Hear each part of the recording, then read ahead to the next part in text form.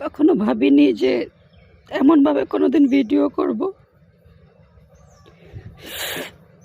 আসলে সবার উদ্দেশ্যে একটা কথাই বলবো যে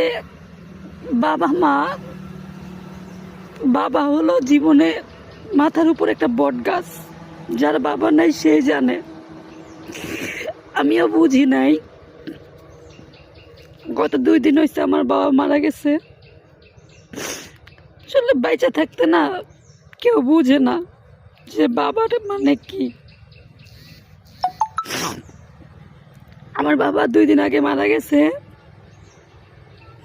আমি বুঝতেছি আমার বাবা একাই, আমাদের কোনো চাচা নাই।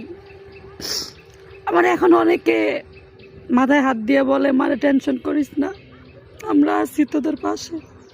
তোর বাবা নাই দেখে কি হয়েছে, আমরা তো আছি।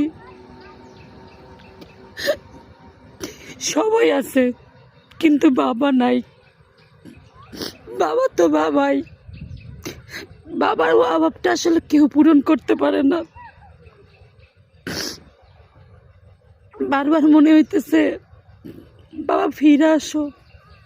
যদি জীবনের সব কিছুর বিনিময়ে একটা বার তোমারে ফিরে পাইতাম।